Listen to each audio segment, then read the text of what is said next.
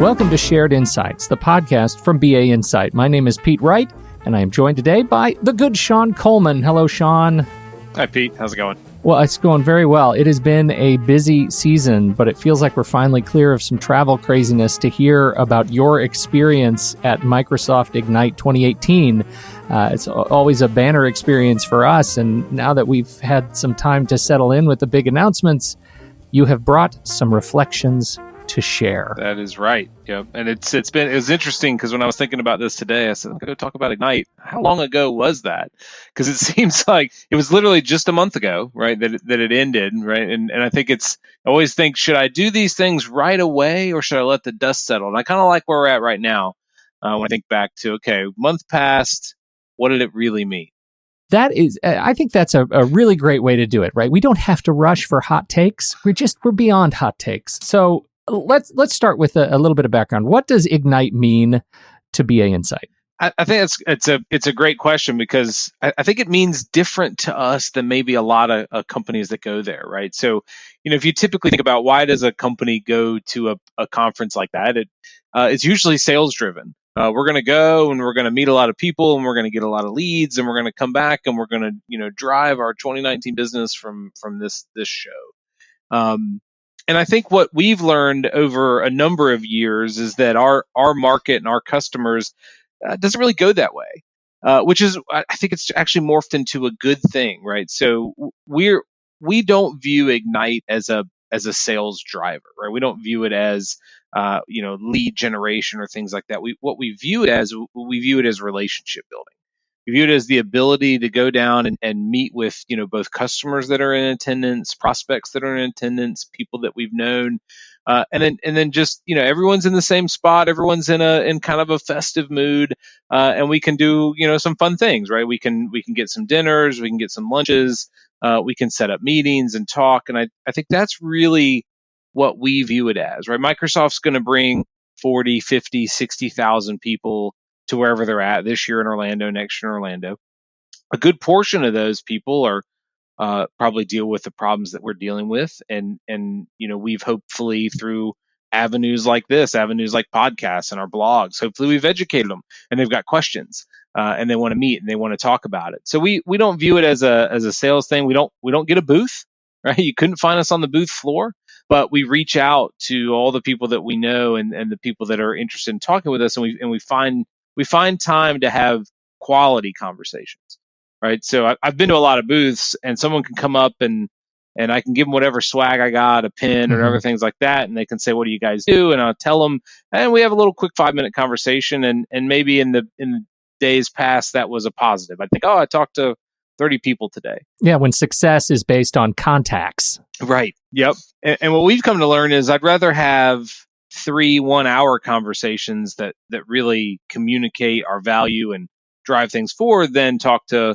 while we love meeting people, it is more valuable to us to talk in more kind of quality ways. And that's what we view Ignite as, a way to get real quality conversations with a number of different people in a setting that Microsoft really spends a lot of money and does they host a great party, right? They host a great conference. And so that's kind of what we view it. Well, there's the big announcement that I know you want to talk about, and this is Microsoft Search. For those who, I know so many people who, listen to this show, their heads are down, they're working hard and might not have had an opportunity to kind of sit up and take notice and really investigate what does this mean beyond the big headlines. So tell us a little bit about Microsoft Search. Yeah, I mean, I think in our market, that was the big change, right? And so I think there's a few things, and I'll kind of break it down piece by piece, right? When you first hear about Microsoft Search, you would think, okay, well they're announcing and delivering, an entire, a new technology platform or something new focused on search. And the way that rather than it being something new, I think it's a correction in an approach, right? So Microsoft, obviously, their cloud platform, their Microsoft 365 or O365, whatever you want to call it. When they brought all that technology together, search was a piece of it, and they had their SharePoint search capability.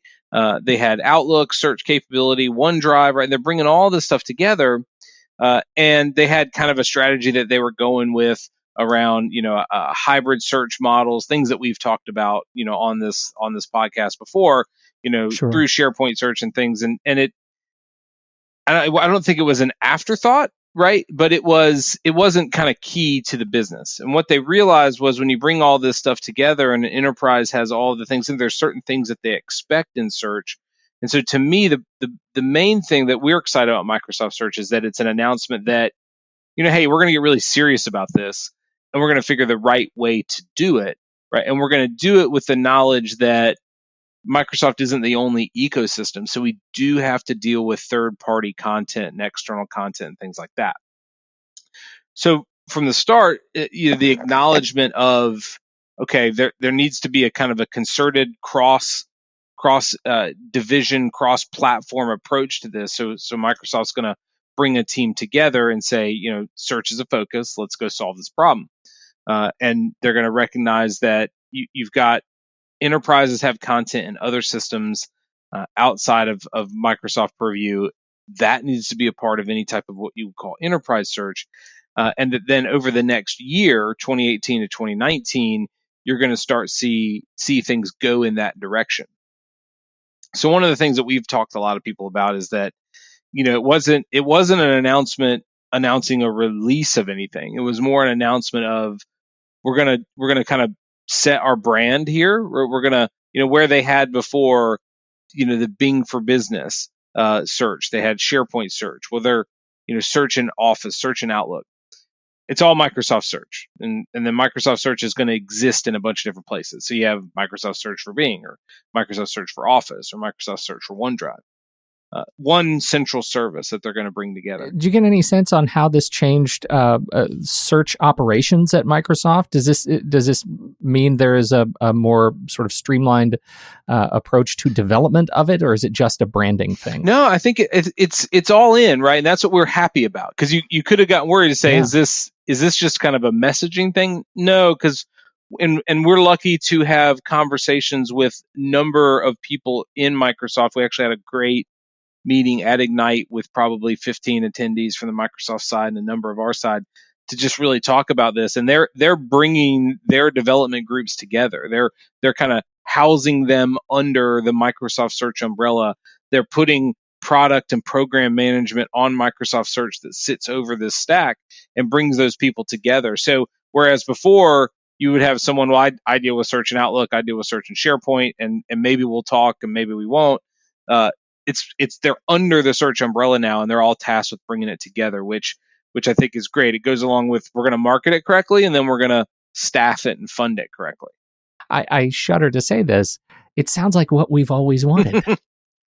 It's definitely a step in the right direction, right? So, but what we fear is, and what we want to get across, no one should see this as a, oh my gosh, I need to stop what I'm doing, right? I'm going in this path.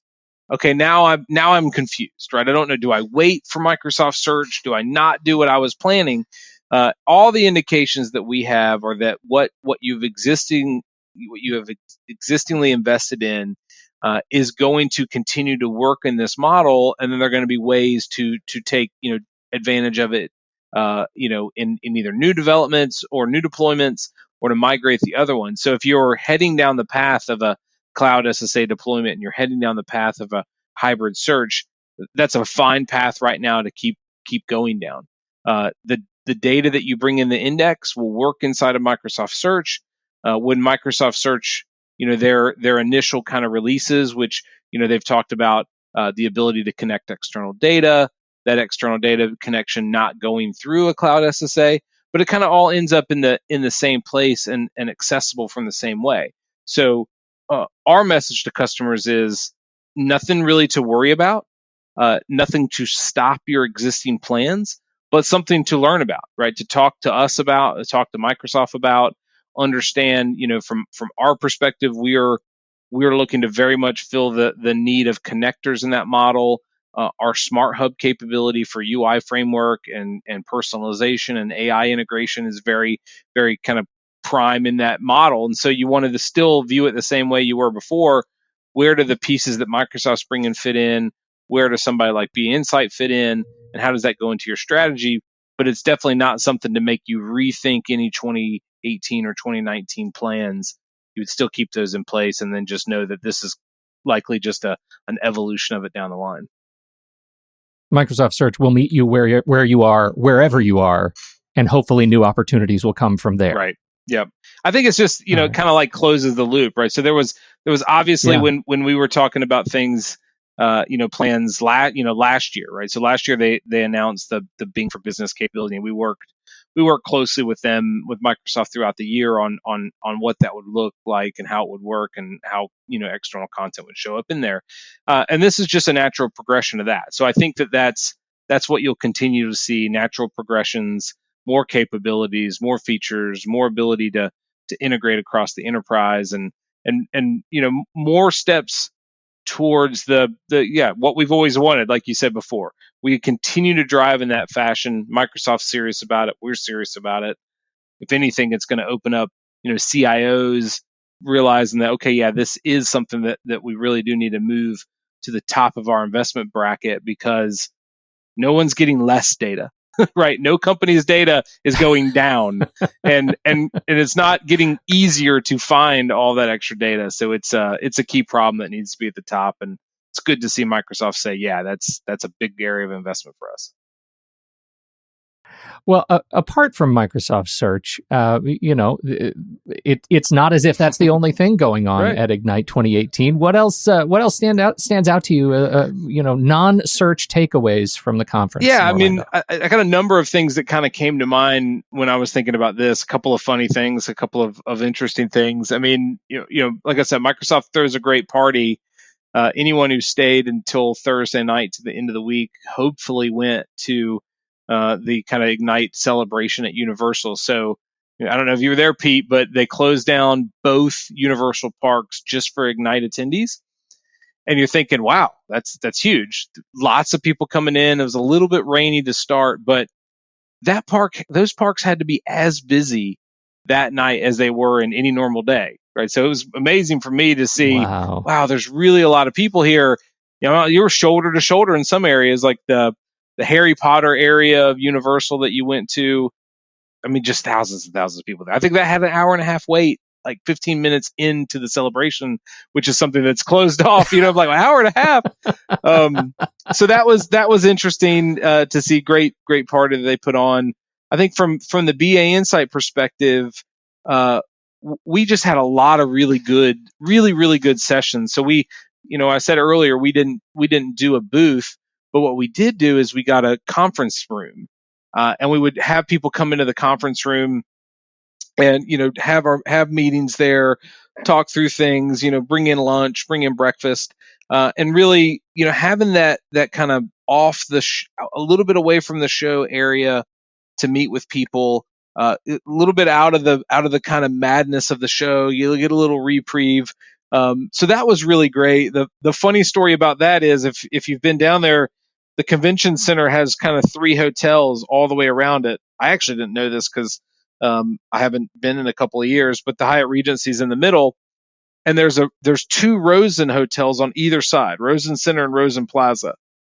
So, point of note, if you get a conference room at the Rosen, don't tell people to just take the bridge to the Rosen, because they'll end up in the other one, and they're literally going the wrong direction. So we had that happen early on, and we realized, okay, well, ours is the Rosen Plaza. That one's the Rosen Center. We need to be a little bit more specific about where you need to go, because if you're in the wrong one, it's literally a mile. It is a mile walk over to the other one. Yeah. So that was an interesting takeaway. We had Welcome to Ignite. BA Insight encourages you to get your steps in. Yeah, that's right. Take a left, not a right. That's awesome. When you're leaving out. That's right. It sounds like the team put on a great experience from BA Insight's perspective. How does that influence what you're thinking for next year? Yeah, I think next year to us, we want to build on what we did this year. We want to continue. I think you'll definitely see us back, right? We're going to take the approach of, you won't see us on the show floor, but we will have a place to meet with you, and we'll be very specific about how to get there. But I think what we want to try to do is even expand on that, try to maybe get a little bit more of a mini customer conference. We realized we had a lot of customers there.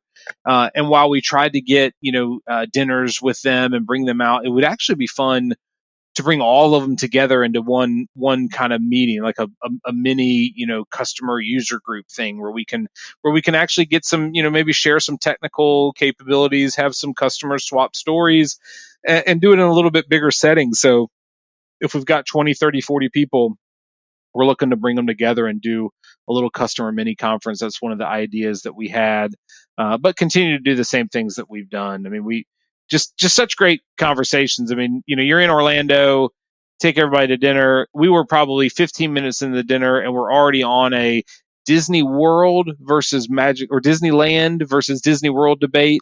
Is Disneyland better? Is Magic Kingdom better?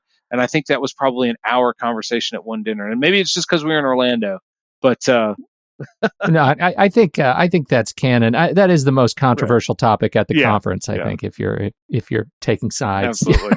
It sounds great. And the mini conference, what a great idea. It means Ignite becomes the Matryoshka nesting doll of conferences. It's a conference in a conference, and it's beautiful and not a little poetic. Well, this has been great, Sean. I'm so glad you're back. So glad there sounds like so much opportunity and planning leading up already for next year. You've only got about 10 months now. Only 10 months, and I've got one bit of advice for everyone, a tidbit that I learned. I think a lot of people learn this too, but a genius approach to conferences. So every one of the sessions, I think 90% of the sessions had this live stream option. So I didn't realize how great it was until I went back to the hotel early one afternoon. I go to the pool, and there are other attendees with their phones sitting by the pool, drink in hand, alcoholic or not, I don't know, live streaming the session that they were at. So great way to still keep the conference going, but also get a little relaxing in. So check out the live stream option. I thought it was great. Pro tip from Sean Coleman. That is fantastic. Thank you so much for your insights as always, Sean, and thank you everybody for downloading and listening to this show. We appreciate your time and your attention.